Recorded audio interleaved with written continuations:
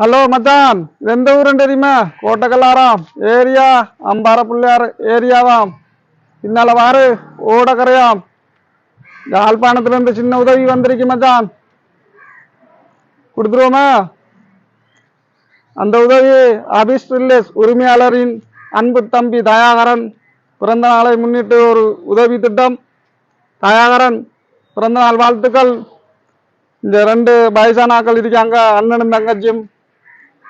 அவங்களுக்கு இந்த சாப்பாடு சாமான கொடுத்துருவோமா? வாங்க பார்ப்போம். ஐயா, எப்படி சுகமா இருக்கீங்களா? எப்படிமா சுகமா இருக்கீங்களா? சுகமா இருக்கோம். உதவி செய்ய ஆட்கள் இல்லை. அதான் இப்போ ஒரு யாழ்ப்பாணத்துல இருந்து ஒரு உதவி வந்துருக்கு. அபிஸ் வில்லேஜ் உரிமையாளர் அன்பு தம்பி, அவங்களோட தயாகரனுக்கு பிறந்த நாள் இன்றைக்கு. அவர் மூலமா ஒரு சின்ன உதவி திட்டம் உண்டு, அதை கொடுக்க சொல்லியிருக்காங்க. சரியா?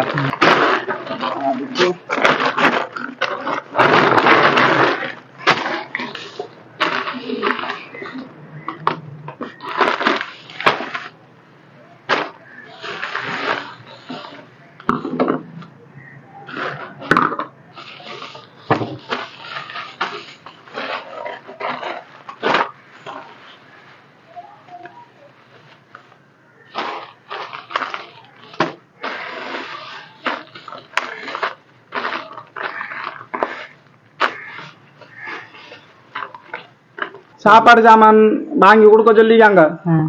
தயாரனுக்கு அவருக்கு பிறந்த நாள், அதுக்காக சின்ன ஒரு உதவியா சாப்பாடு சாமான் கொண்டு தந்துருக்கீங்க. சரியா?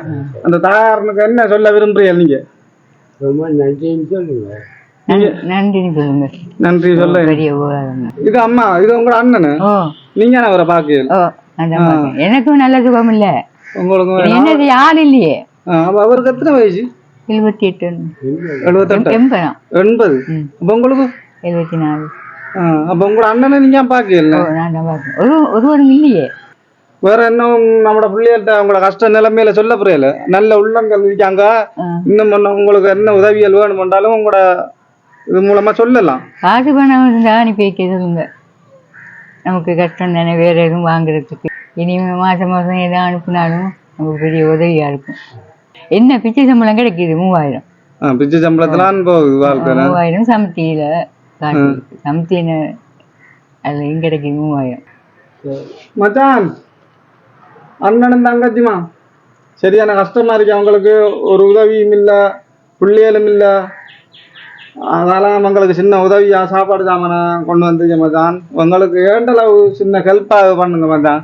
ஏன்னா அவங்களுக்கு யாருமே இல்லையா இந்த ஊர்ல, அவங்களுக்கு சொந்த பந்தம் ஒருவரும் இல்லையா. இந்த 2 பேரும் தான் அப்படி இருக்காங்க அந்த வீட்டுல. நான் வந்து பார்த்தேன், இந்த மாதிரி சரியான கஷ்டம் அவங்களுக்கு. அதனால அப்படி ஒரு சாப்பாடு சாமான கொடுத்துருக்கேன். நன்றி.